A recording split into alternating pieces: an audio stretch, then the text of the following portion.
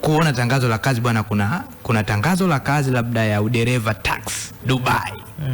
Bwana, mbona mimi na miti vigezo hivi? Huko pia kuna upotoshaji mwingi juu ya namna ambavyo watu wanatamanishwa kwenda huko kwa kutumia mitandao. Hii mitandao nyinyi mnaitumiaje nyinyi kama nyinyi sasa kuhakikisha watu wanapata taarifa sahihi, ili aanzie pale, akipata hizo taarifa sahihi ndio ataenda kufanya maamuzi sahihi? Okay. Unajua tunachokifanya hapa, yani naamini unajua kabisa tunachokifanya hapa kina trend sasa hivi mitandaoni. Ina maana njia moja hapo sisi tunaitumia. Lazima tutumie medias vizuri. Kwamba tukija kama pa kutoa elimu, kuna watu ambao tutakuwa baadhi ya watu watakuwa wameokolewa kwa siku hii leo. Kwamba inawezekana yeye alikuwa namna moja alikuwa hajui kabisa kwamba nikitangaza nafasi ya kazi natakiwa niende idara ya kazi kuhakikisha kama kweli hii kazi ni sahihi. Wengi hawajuagi. Kwamba kwa sababu tunaonaga matangazo Coca-Cola anatangaza nafasi ya kazi, afu na mabanda tangazo limefojiwa. Si anakuaga ni mengi sana. Au kuna lile walibandikaga shoppers wanatafuta wafanyakazi, lakini likopo wenyewe wanakuambia hili tangazo sio la kwetu. Ukiangalia wanakanusha. Yes. Kwa hata zile ili ukanushwaji wake uweze kuwa kimtandao, nenda sehemu husika ili upate kujua je hii kweli ni tangazo kweli sahihi au sio sahihi. Kwa sababu nilisema kwenye msafara mamba kenge hawakosekani. Tangazo likitoka wengine wanaenda kulitengeneza lingine kwa ajili ya kuiba. Kwamba si wanachofanya tu kama lilivyo, tena siku hizi kuna AI, watu hatatumii nguvu. Aenda analitengeneza lingine. Cha maana ni kutoa elimu tu ndio tunachokifanya. Kwa sababu nikikukataza wewe usiende nje ya nchi wakati wewe unaamini kwenda utatoboa maisha, hata niongee nini uweze kubadilisha mawazo. Yaani wewe kama ni sasa mtu mtoe mwambie unaenda kufanya kazi Mlimani City, alafu mwambie hamna kwenda hiyo kazi ni uongo. Ni ngumu sana mtu wa kijijini kumuelewesha yeye akakuelewa. Na sio kijijini tu peke yake, hata mjini hapa. Ni kweli. Naomba mfuatilia watu. Mimi sijui kama ni ridhaa yao au wanapata ujira sahihi unaostahili au namna gani. Watu vijana wadogo wanatembeza mayai, karanga, mifuko masokoni. Umekaa pale sokoni Ilala au Mabibo au wapi, unakuta vijana wadogo wa shule kabisa, unaona huyu alistahili kusoma. Lakini ukinunua bidhaa na kukimbizia mfuko kwa speed ya SGR. Ebu na nyinyi mfanye muangalie hawa wanapokelewa na nani? Kile walichoahidiwa kule kijijini kuja kukifanya mjini ndicho, lakini pia ujira wao uko vipi? Kwa sababu nyinyi si mnatafuta mtu alalamike hapa kati. Sio lazima mtu alalamike. Yaani tunachotaka sisi ni taarifa. Kwa sababu kama kuna kipindi ilifanyika operation ya kuondoa omba ilifanywa na watu wa ustawi wa jamii, tukishirikiana na jeshi la polisi na sisi hapa kama ATS. Kwa sababu wale wengi wengine wametolewa vijijini, yani wana sehemu walikotoka. Kwa hiyo operation ilifanyika, lakini sijui inakuwaje watu wanarudi tena, lakini operation ilifanyika. Na kuna juhudi nyingi sana zinafanyika kwa ajili ya wale watu, na shule zinaenda kufungwa, hilo kundi litaongezeka. Wengine wakamwambia tuko likizo tunakuja kufanya hichi kitu. Mimi niliwahi kuzisikia story. Madam Garantina, mimi nashinda sana kwenye vijijio hivi. Nilisikia story, tena ilikuwa ni baa, hata nisiwe muongo. Taambiwa hivi, kwa madogo wanapita na kweli na mayai hayo karanga siri. Nikamwambia mchongo wa mtu. Mchongo wa mtu. Ni wa mtu na sio mmoja. Kwamba wale walipotolewa kijijini, walichoahidiwa kuja kufanya huko ni vitu tofauti. Na hapo ndipo usafirishaji haramu unatokea. Kwa unachokifanya ni kwamba ni mtu ameumiliki wale vijana. Wanakula sehemu moja, wanalala sehemu moja. Kwa hiyo wanatawanya ule mzigo. Jioni wanakabidhi hesabu, wanapewa chao, wanaendelea na maisha. Na hilo kundi linaongezeka. Na ni kubwa.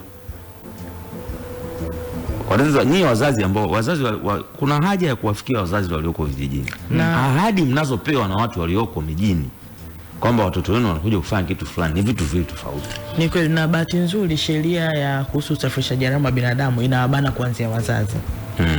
Kwamba iko hivi, ni wakati natoa maana usafirishaji haramu wa binadamu niliongelea hata mtu kutumia cheo chake. Mzazi anaweza kutumia cheo chake kwenye kufanya usafirishaji haramu wa binadamu. Yaani watu wengi wanafanyiwa usafirishaji haramu na binadamu na watu wanaowaamini. Mtu hawezi kuwa ametoka Visiga huko aje akwambia hapa kwamba kuna kazi iko sehemu fulani bila kujua kama una kazi au hauna. Ina maana lazima apewe intel na mtu wako wa karibu. Na ndio maana sheria kati inatengenezwa imeongelea hadi watu ambao walezi, wenza, wazazi, mtu mwenye cheo fulani, kiongozi wa dini, kwamba wote hao wanakuwa kwenye tunaitaga severe trafficking, amefanya usafirishaji kwa kukithiri. Kwamba hata yani huyu mtu akitiwa hatiani adhabu yake haiwezi kuwa yule mtu ambaye amefanya sio kwa kukithiri, labda amefanya kwa jaribio. Kwa jaribio. Yes. Kwa ina maana sheria inawabana wote. Na kuhusu hao watoto ni operation ambayo inaanza hivi karibuni kwa ajili ya kujua jinsi gani ya kuwakabili. Na ndio maana tunasemaga ili tuweze kupambana na usafirishaji haramu wa binadamu, jamii kwa ujumla inatakiwa tushiriki. Kwa sababu tunaweza tukasema ni secretary tu pembeni, yani peke yake, yani wizara peke yake iweze kupambana na usafirishaji haramu wa binadamu bila msaada wa jamii ni uongo. Mimi niko hapa sasa hivi. Usikute watoto labda wanakaa Vingunguti. Ila ni kwa ni mwananchi wa Vingunguti ndio anaweza kutoa jamani ya watoto eneo lao wanaokaa ni ile. Na taarifa hizi sisi tunazipokea kwa usiri.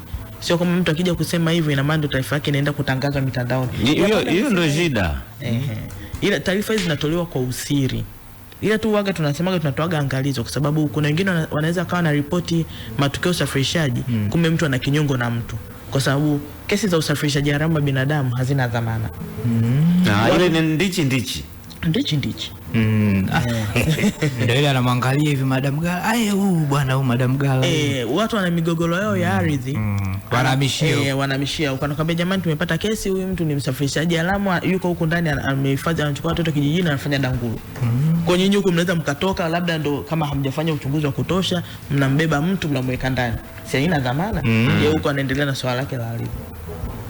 Anapambania tu. Akitoka ana nani? Ana kitu, kesi msikizo upande mmoja, hukumu imetolewa. Nilichojifunza kwenye mazungumzo yako yote hapa. Hii biashara haramu inatapakaa sana kwa sababu ya umasikini.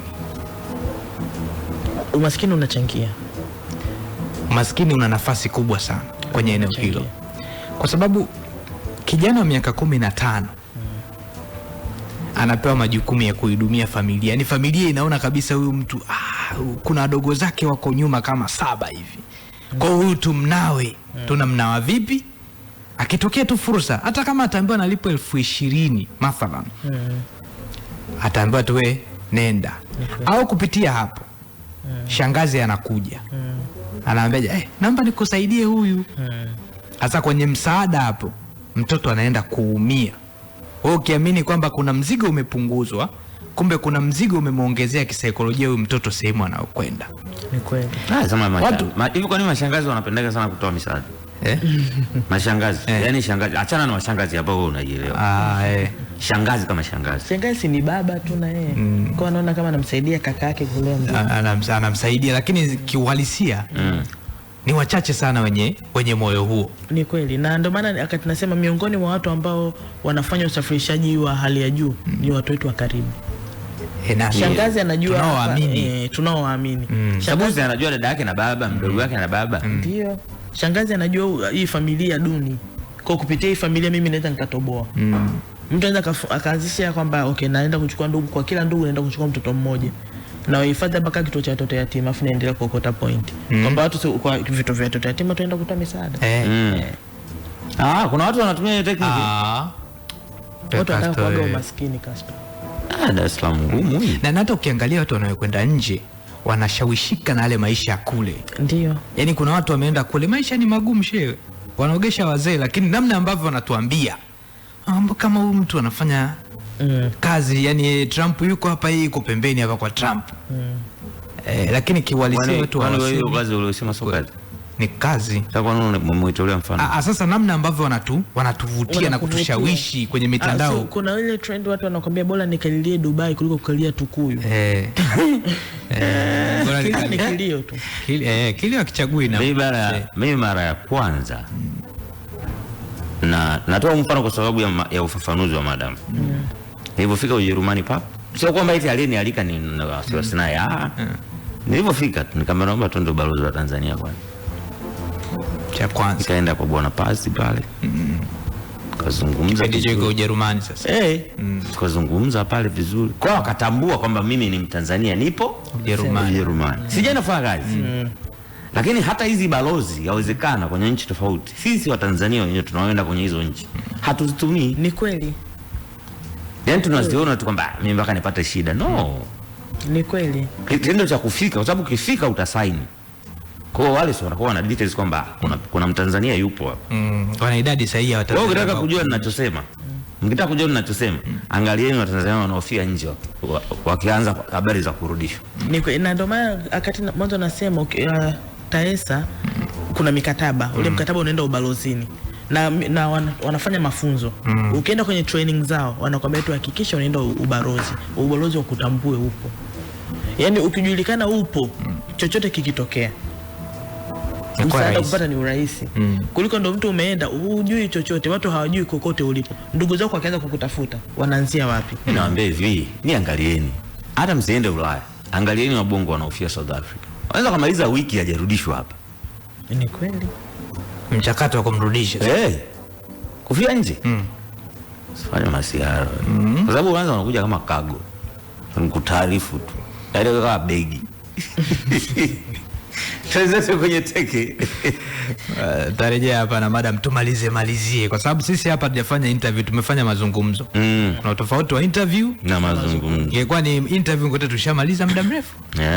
Lakini haya ni mazungumzo kwa sababu Castro ana experience. Mimi naona Castro najua amekaa Ujerumani. Si unamuona?